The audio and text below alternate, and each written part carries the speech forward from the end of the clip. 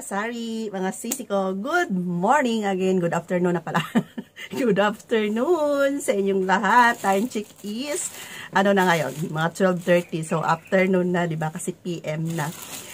Ang ginagawa ko ngayon ay nagre-repack ako ng gamis. Ayan, hulog pa. Ayan, nagre-repack tayo ng gamis. Pang pa-attract ng ating mga kabataan na customer para may lalapit sa ating tindahan ng mga bulilit, mga bata-bata. Bata-bata dyan. Ayan. Ito yung nirepack ko. Ayan, wala pa namang bumibili ngayon kasi tanghaling tapat. Okay, so ang gamit ko mga sisi, benta ko siya ng 4-5 piso. Ayan o, 4 na piraso na lang kasi nga mahal na yung nagtaas na sila. Tapos yung shipping fee natin ay nagtaas na rin. Kaya 4. And wala akong patingi-tingi na naka-display na pa isa-isa, pa piso-piso. Kasi dati, pwede piso, ayan. Pero ngayon, hindi na. Nasanay na rin sila na per pack ang binebenta ko. Tapos, nilalagay ko siya dito sa harapan. Yan. Sinasabit ko yan siya dito sa harapan. And meron din ako doon na naka-hanger. Yun, no? Yun doon. Sa may malapit sa chichirya. Yan. Pakita natin mamaya. Ito pa yung, itong ginagamitan ko ng, anong tawag nito? Ayan, safety pin. Doon ko siya sasabit sa hanger. Kasi itong ganito, ayan, tie wire siya. Tie wire sa harapan. Okay, so, siguro nabasa nyo na sa aking thumbnail na wala akong pang grocery, walang budget. Wala akong pang budget sa grocery mga sisi ko. Kaya hindi muna ako umalis ngayon. Ang budget ko lang ay para lang sa pang grocery lang. Kasi alam niyo naman no, pag ako'y pupunta sa grocery, pag sa grocery kasi maraming tayo makikita na ubos na sa tindahan, tapos hindi pwedeng pumunta ka lang doon na magdala ka lang ng 5,000. Kasi alam niyo naman, sa sobrang mahal ng mga bilihin ngayon, yung 5,000 kulang pa. Tapos, pag pa ako ng tricycle, pakyaw pa uwi. So, parang lugi ako. Kaya, sa ngayon, hindi muna ako grocery talaga sa supermarket. So, marami nang kulang yung tindahan ko, pero yung fast moving item naman ay mabibili ko sa grocery, mga sisi ko. So, yun lang. And alam nyo ba, mga sis ko, mga kasari, sad ako sa nabasa kong balita kanina. Tayo mga kasari, problema lang natin na matumal yung tindahan natin, di ba? Problema natin na wala tayong pang grocery. Pero napanood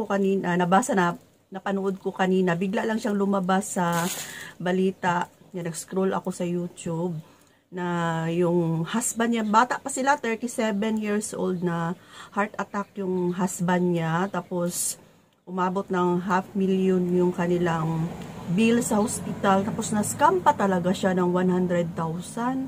Grabing iyak niya. Kasi nga, parang naiyak na din ako kasi na-hospital pa. Tapos, sa 500,000, almost 500,000. Tapos, na-scam pa siya ng 100,000 kasi may tumawag na parang assistant daw yun ng doktor, tapos tulungan daw sila, yun na nga, nanghingi ng 100,000 para i-down daw doon sa 500,000 para anong tawag niyan, maka-less sila sa bayarin. Yun pala, hindi pala totoo yun na parang sekretary ng doktor, scammer pala yun mga sisi. Kaya tayo kung ang problema lang man natin matumal, problema natin wala tayong pang grocery, huwag tayong malungkot. Laban lang ang mahalaga. Wala tayong sakit. Kasi pag wala tayong sakit, madami tayong magagawa.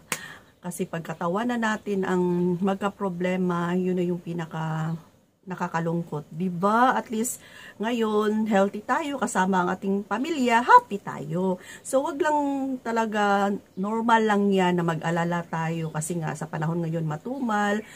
Kami nga yung namin source of income, ayan, kung hindi nyo pa alam talaga yung mga bagong viewers natin dyan, dito namin kinukuha ulam, bigas, pagkain ng aso, vitamin ng aso, kuryente, tubig, insurance, lahat-lahat. Pero Ayan, so grabe mga sisi ko. Parang milagro ba? Miracle. Kasi kinakaya pa rin ng aming tindahan yung mga expenses namin. Sa laki ng expenses namin mga sisi.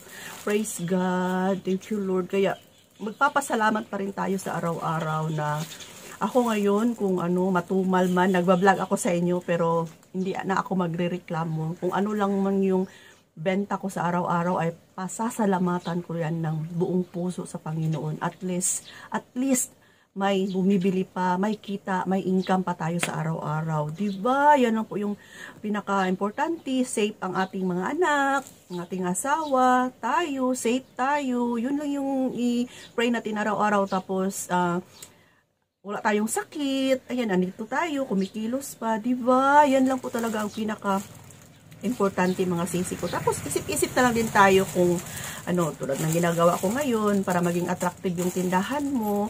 Bili tayo ng mga item na parang maakit yung mga customer natin. Ganyan na lang, no? Huwag tayo magipag-away sa mga kakompetensya. Huwag tayong magtanim ng galit kasi magagalit din si God sa atin. So, kung may blessing talaga na para sa atin, ibibigay niya yan. No? Kahit hindi natin yan hingiin. Kasi alam nyo, sa totoo lang, itong bahay namin, itong lahat kung meron kami, sa totoo lang, dumating kami dito, walang-wala talaga. So, hindi ko siya hiningi kay God na magkaroon ako ng bahay sa hirap, sa kapobre ko, sa sobrang pobre ng buhay ko.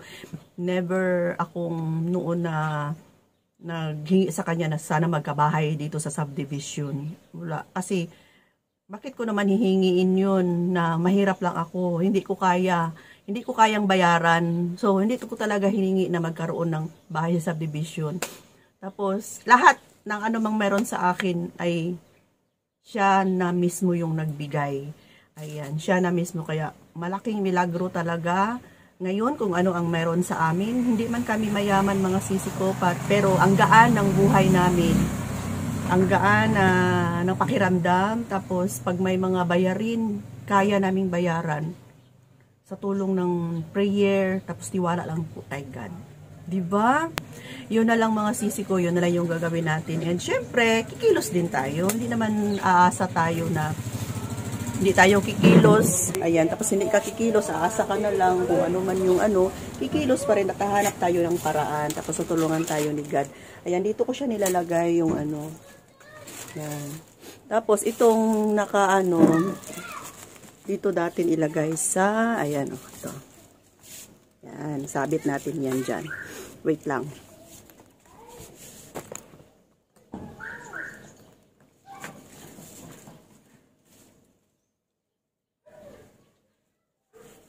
Okay. So, maraming kulang yung tindahan ko, pero hindi nyo lang pansin. Pero ako alam ko kung ano yung kulang. Pero karamihan sa mga kulang dito sa tindahan ko ay hindi naman siya as in fast-moving item talaga. May mga pailan-ilan lang na ubos na sa akin, pero halos lahat naman ng fast-moving item, katulad ng mga sardinas, itong mga dilata sa harapan ko ay puro siya fast-moving item yan. Mabebentang paninda, mga kapi, ayan. Yan, puno pa naman yung tindahan ni Ate Rose ninyo sa panalangin ni God. Ayan, tapos, yung ko doon, yung ibang item sa school supplies pala. May mga kulang na rin ako sa mga school supplies. So, siguro sa susunod na week, ayan, punta tayo ng supermarket at ipapakita ko sa inyo kung ano yung mga item na kulang sa tindahan. Basta't yung mga kapi, gatas, shampoo, ayan, kompleto pa tayo. Pero lang, yung mga chichirya ko ay, yung ibang chichirya ko ngayon ay nagkakalbo na mga sisi ko. Ayan, pero may mapilian pa naman sila. Ayan, madami pa naman silang mapilian. Yan, pero may mga item na rin na paubos na. And yung bigas namin, siguro Friday ngayon, nag-vlog ako.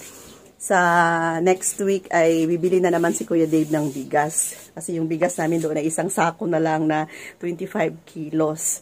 Okay, so siguro ito lang muna yung update natin for today mga sisi. At ako'y magpatuloy pa sa aking mga gawain dito. And happy lang tayo, no? Tapos Huwag magtanim ng galit, and pray lang kay God. Siya na bahala sa lahat. Okay? I love you. Thanks for watching. See you next vlog. Bye-bye.